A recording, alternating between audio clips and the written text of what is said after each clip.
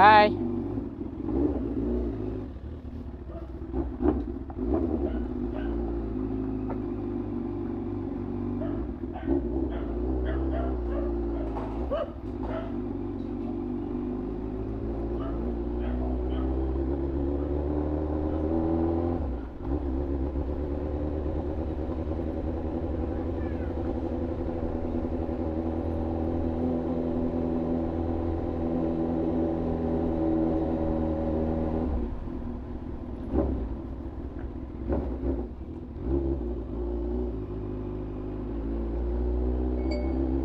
What's up mga bro? Welcome sa video. Sir, you are engaged in power Oops. mode. In your state of running, I suggest to turn it to standard mode. Sports mode daw tayo pala. Balik tayo sa standard. For today's video, pupunta tayo sa Difun. Nadalaw tayo doon.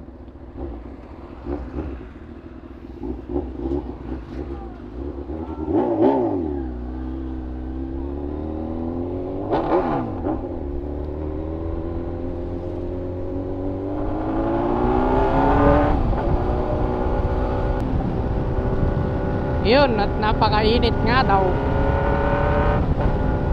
Init nga.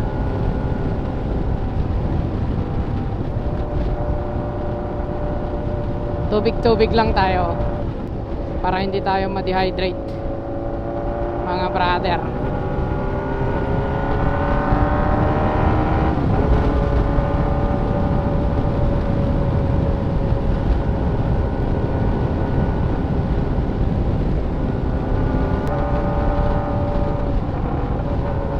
Alas 4 na pero ang init ng buga ng hangin.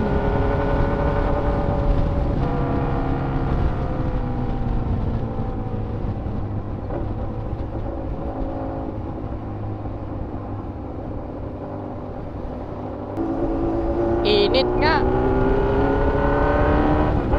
99.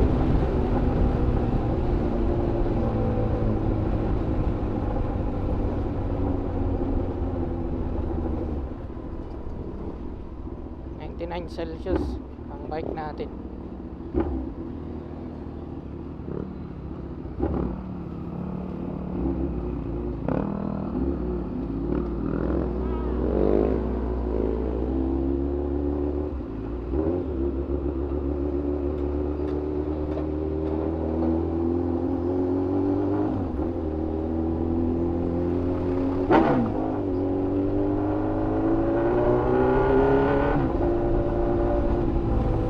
Sir, traffic ahead. I suggest take the bypass road going to Port Isabella. Best route Samantha.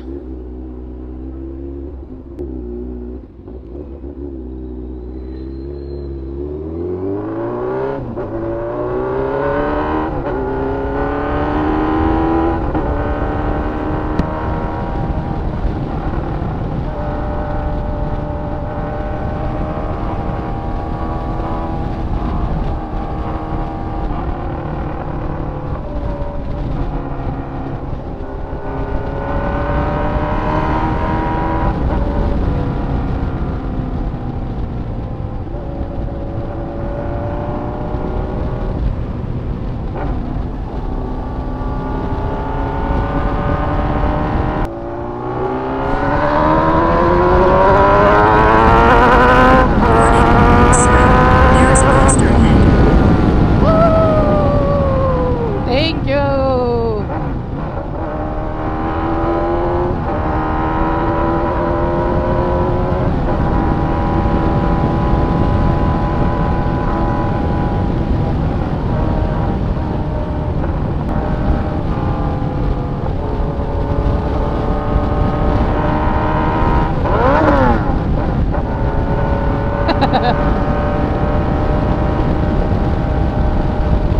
What happened, Samantha? You missed my 6th gear. I miss a gear. Loko ka.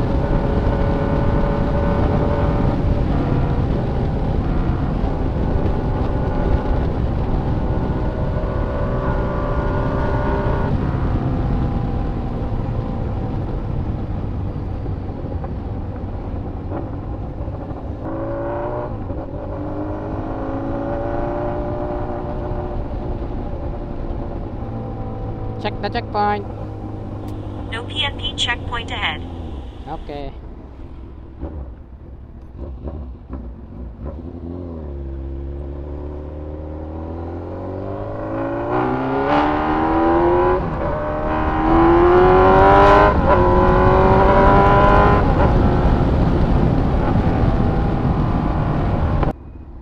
Tapos naiiwan pala natin yung wallet natin, ano.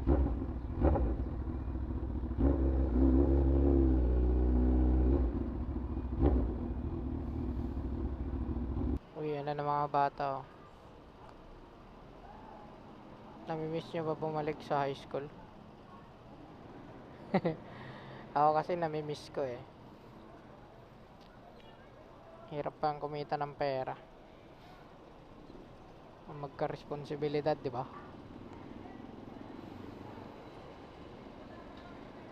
Full tank to.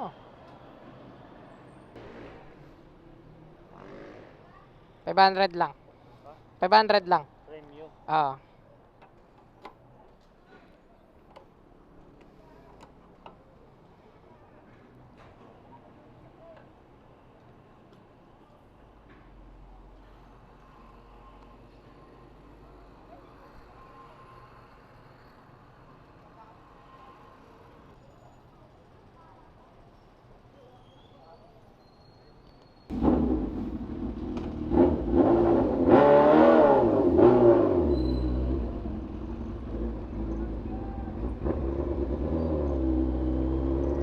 Oh, traffic na.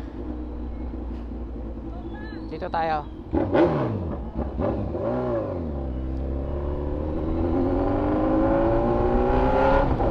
Sabi mo eh, dito tayo.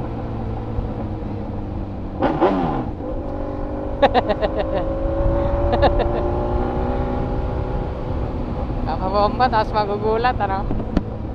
Sorry.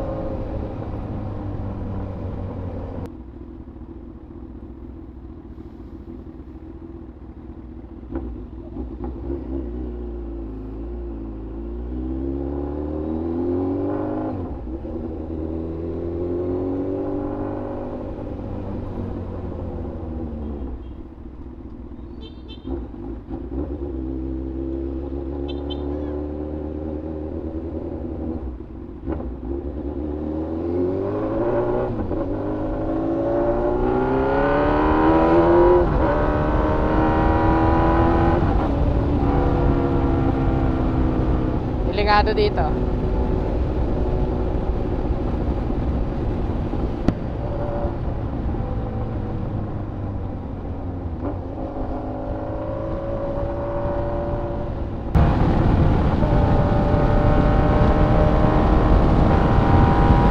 Caution. Construction ahead, sir.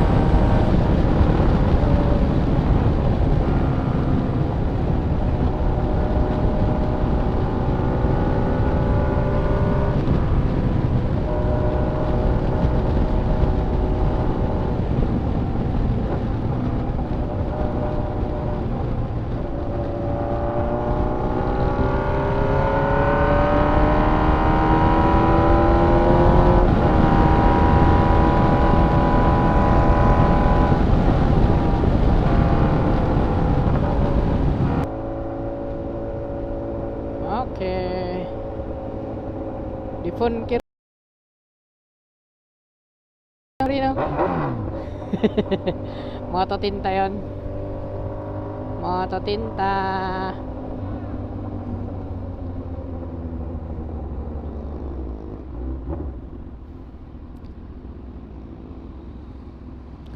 Traffic.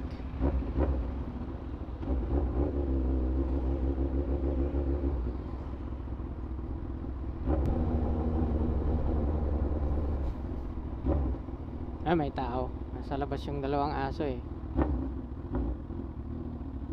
Uy, naligo ah.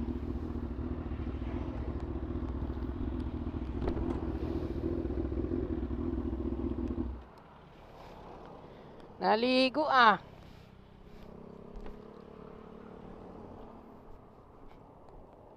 Uy. Naligo.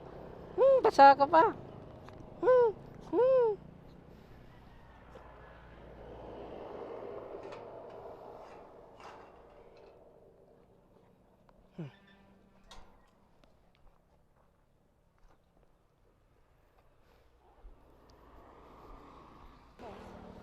Nagawid ka, Jay, kaya? Ramon. Ramon? Naman, magsasabay tayo lang, nagpakada. Kumbaga, pakikiinitan tayo na nga, Pawid kan. I-chat mo na. Kasabay ko tanatan ko nam ako. Inawis dak mutten ko nam. Wan. Narigrigat agpakada no dakat jayon. Nalaklakat at dakat tiwaran niya. Dinungay nga rod jay, met nga pagmerendaan.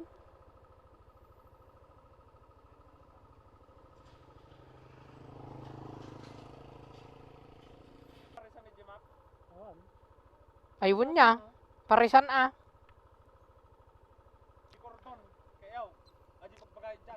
Ayun. Tingin tayo mak. Adi na imas nga parisan jay. Cordon. Subli tayo. Pare. Pare. Oo. Apay, busy ka? Wen. Sipay pare. Yung duty akmit lang bigat ganin. Aya? Wen. Kuna man. Sige nga. Tulatan. O sige, nasumar nung arot. Sige nga raw, ingat pare, Wen. Sige pare, ingat. Sige, thank you. Wen. Di ka pag-invite no, game ML, okay na. Nagtakordon kag kasjita mo lang na eh. Kasabay kayo lang. O kinadagituyan ko nam latan, pinilpilit dak ko nam. Master ko naman, okay na. Kinadagitoy pinilpilit dak ko nam. Gwapo pa yung helmet ko na eh, makita mo litan mo lang mga. Tapos bigla ka nga, patawarin ka naman, oo. Di kantog paliwanagan. Uy, nagpicture ka to ng damanan, kakabata tayo. Hati-hati na sir Reg ko. Maminsan lang mate. Tama mga helmet ko na eh, urupong natin.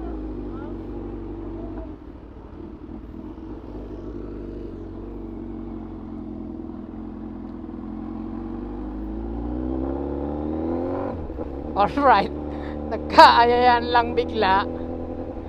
Sa cordon daw, Paris. Hirap din talaga pagka may misis ka, di ba? Ito kasing isang tropa namin.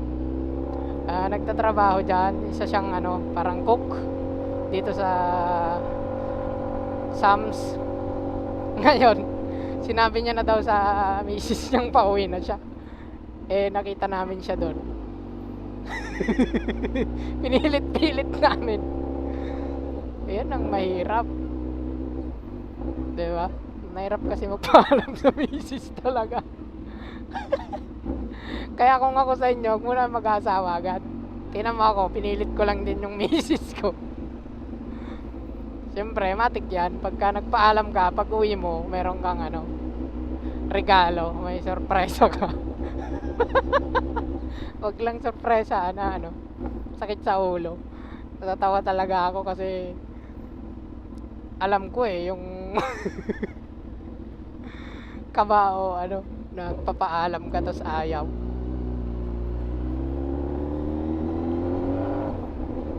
Alright, so let's go. Pasa-asawa kasi, 'di ba? Pasa-asawa ka kasi. Pero seryoso, masarap yung buhay ng may asawa. Kasi may katuwang ka na sa buhay eh. Itong bike ko naman to, kung wala din yung misis ko, hindi naman ako makakakuha eh. Alikabok naman itong dalawang to.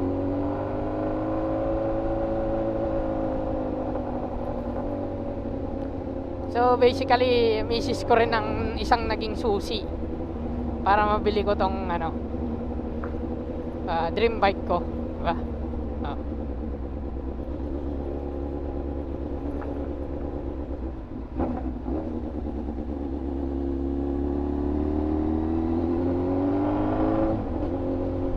Kaya pagka mag-aasawa kayo, piliin nyo ng maigi yung asawahin nyo, hindi yung basta mahal lang. Piliin nyo yung wifeable na sinasabi nila sa buhay.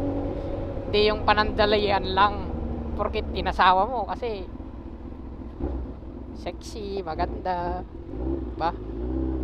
Saka tawag dito, yun pala, sakit pala sa ulo.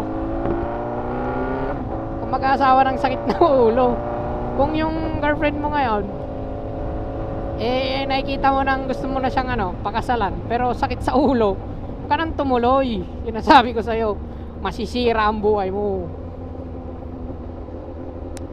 Ang piliin mong babae sa buhay mo, yung asawahin mo, dapat yung meron kang ano, security na hindi ka rin nalolokohin, gano'n. Parehas kayo. Suklihan mo rin, di ba? Baka naman gusto mong asawahin yung tapat, tapos ikaw hindi ka pala tapat, di ba? Saka yung tutulungan ka sa ano, mga desisyon sa buhay.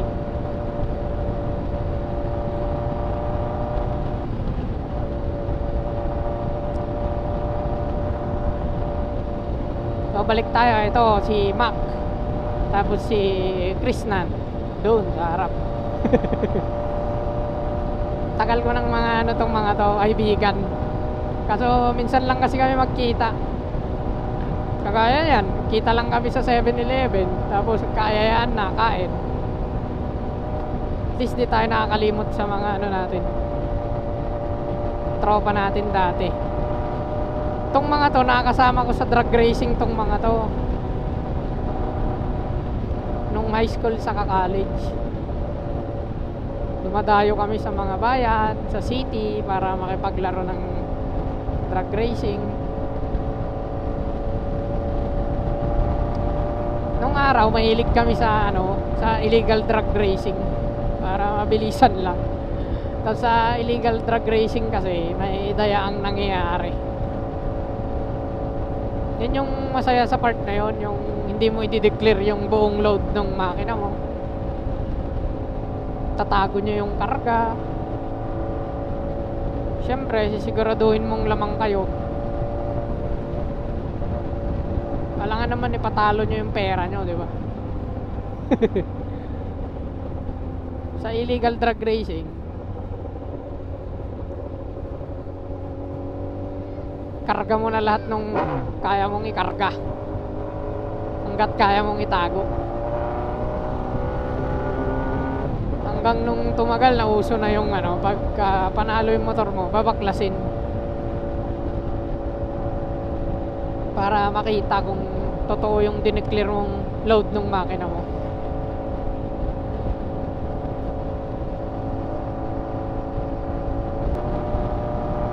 Masaya lang isipin pagka yung tropa mo dati, diba, nag-aaral kayo. Dali lang nun magkita-kita eh nung nag-aaral kayo, kasi mihingi lang naman kayo ng ano, allowance eh. Kahit wala kang allowance, pwede ka namang magtambay. Eh ngayon, may kanya-kanyang trabaho na rin kami, di ba? Tapos may kanya-kanyang pamilya na. So nakakatuwa pag biglang may lakad kayo, tapos pagpapaalam kayo sa mga misis nyo.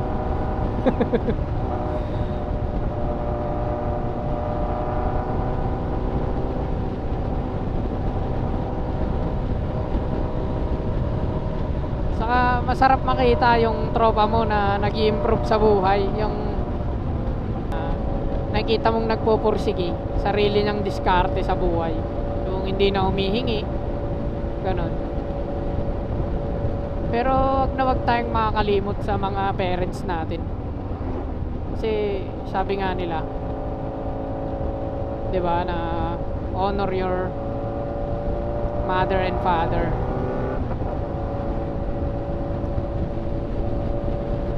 Wag kayong makakalimot na magpa-advise, kasi di rin naman sila masusunod sa desisyon. Ikaw pa rin naman, magpa-advise ka lang para may knowledge ka. Malay mo mas maganda yung idea nila, di ba? Kaya ako, pag may desisyon ako sa buhay na parang alanganin, tatanong ko muna sa asawa ko kung pwede bang ganito, pwede bang ganyan. Tapos sa parents din, sa mother at father ko,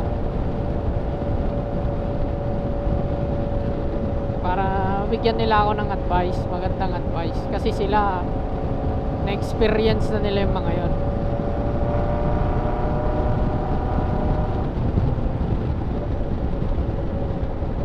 Eto rin pala si Mac, nakasama ko sa endurance sa Tugigaraw, yung Primera.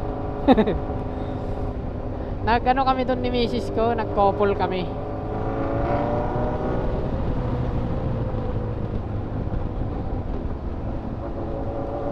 Tapos si Mac nag-solo pero nakisabay na lang siya. Maganda naman sa endurance, may parang kaduo ka. Para pag may aberya, mabilis lang yung rest back. May tutulong na agad. So, naging successful naman yung endurance namin doon. Nag-enjoy naman kami. Kasi kain kami ng kain sa gilid ng kalsada.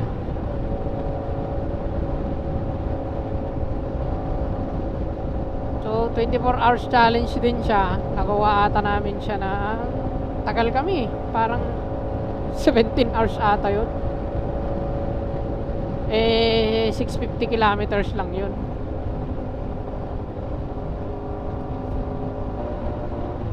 Wala, sira yung MDL natin. Di pa natin napapaayos.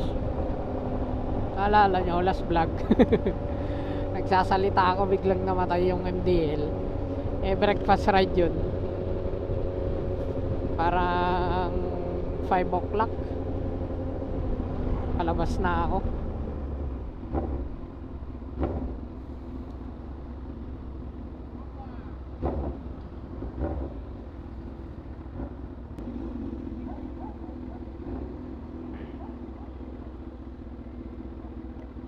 Brother, saan yung pares ditong masarap?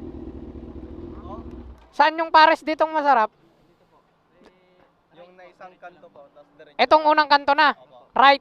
Tapos? Ah, meron na. Andyan na. Ah, sige, sige. Thank you, ah.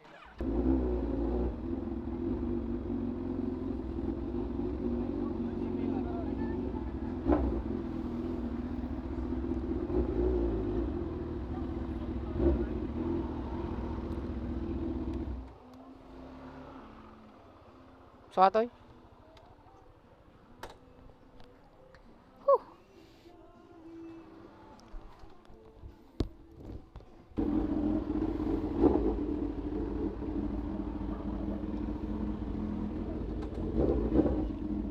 Okay, thank you. Nabusog kami sa Pares. Hindi ko na na-vlog sa sobrang gutom na namin. 8:30 na.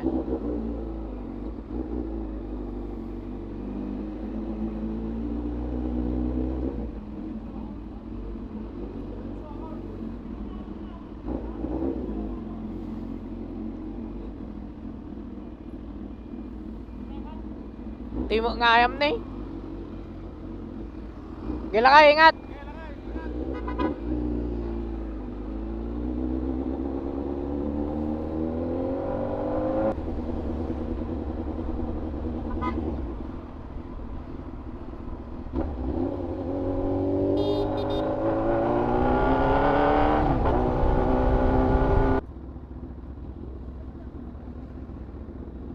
Bilan natin yung bata ng pasalubong.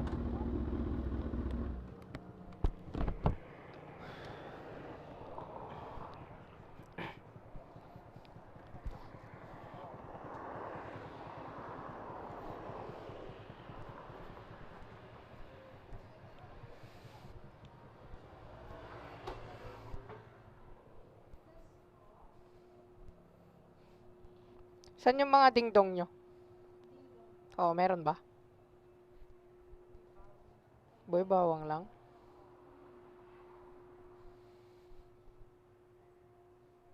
Dingdong. Ay, wala. Sige, thank you. Yun yung hanap ng bata eh.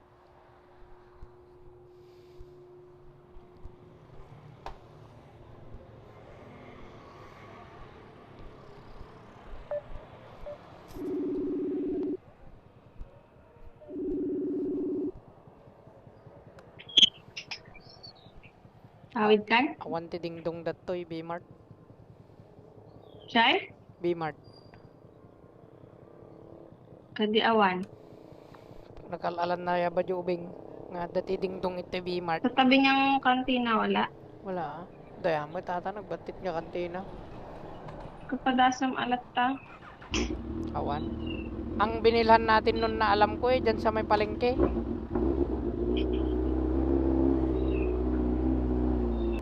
Home sweet home. At dito na natin tatapusin ang vlog. Sa mga nakaabot dito, maraming salamat ulit. See you on next video.